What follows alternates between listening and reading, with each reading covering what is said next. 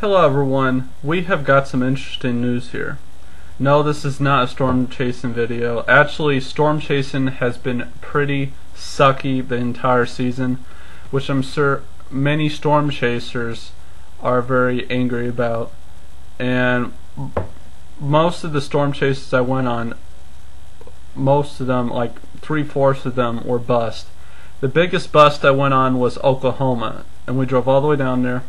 Now people say it's a bust if you don't see a storm, but we did see a storm. Not a good enough storm to justify the 6-hour drive back from Oklahoma. So anyways, in news for today, homes collapse in Santiago, Chile, after the driest region on earth, after they experienced drizzle and a 10-mile-per-hour graceful wind. Less than 1/100th of an inch, about 0.2 millimeters, of rain fell on the Chilean port city of Iquique Monday afternoon, accompanied by moderate winds of about 10 miles per hour, according to the country's weather service. That was enough to knock out power to several neighborhoods and to damage the roofs of 4,000 precarious dwellings. 4,000 homes had damages due to the drizzle and 10-mile-per-hour winds.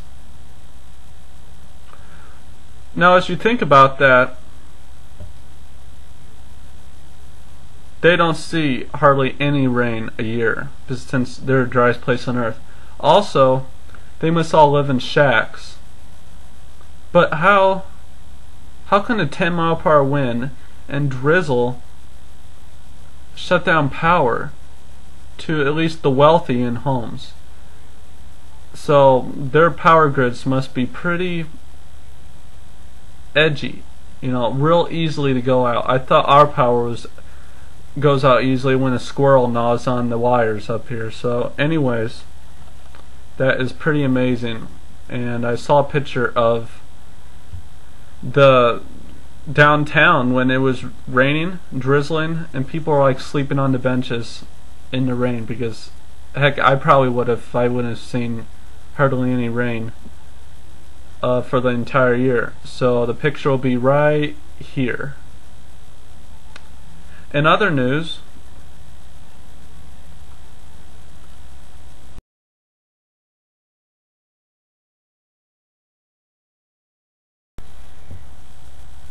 why has it been so cool lately? Why has it been so cool lately this summer? In fact, here in Omaha, Nebraska, this coming Friday will be our warmest of the whole month, 93 degrees, dew points in the 70s. They'll combine to make humidity and heat index values near 100. We have not seen this kind of heat all July. It's just rather amazing. We should be seeing the peak heating of the summer in July, but we just have not seen it. We just have not seen it yet. And we've seen 80-degree temperatures. We have even seen temperatures in the 60s for the 4th of July and 70-degree readings. Absolutely unbelievable.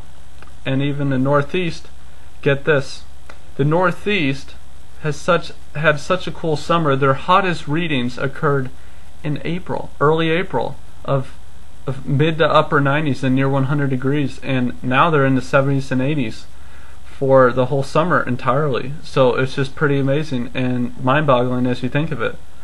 Also, right here, the reason this could be happening, or at least a part of the reason, is that our sunspots have been the lowest since the Little Ice Age.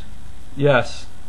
And there's this cool website called spaceweather.com. I'm typing in right now to just see how many spotless days we've had. Yep, it's spotless. Well, a small sunspot is developing near the center of the solar disk. Browse the images below for snapshots. Sunspot number 0.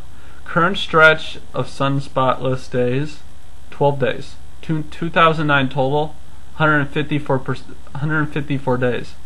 76% of 76% of this year has been no sunspots. That's real remarkable, and I just don't understand is why they're all concerned about this global warming. We've had patterns and we've had climate changes for centuries, billions of years, and now this is not the first time this happened. Way back a couple centuries ago, they were concerned about an ice age occurring, and they were all worried. And now, just as we are now about global warming, and they're just trying to spin it on completely.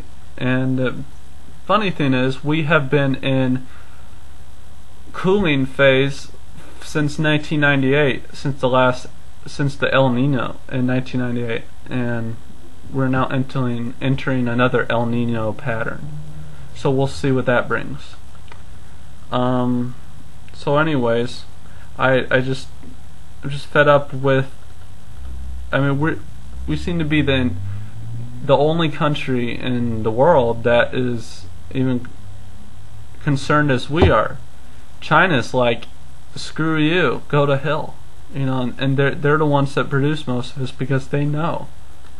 And meanwhile, we're producing a carbon tax, which you'll be paid more for, not paid more, you'll be taxed more for,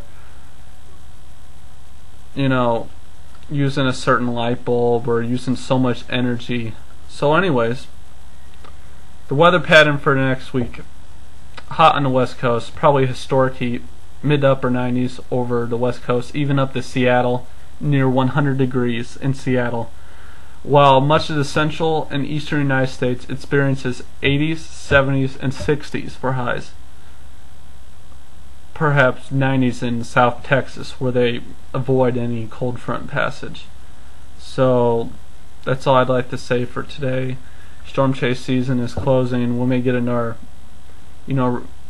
comeback in August. That's usually happens, but with this year, you never know. So anyways, view my website, snow-day.org, and I thank you for tuning in.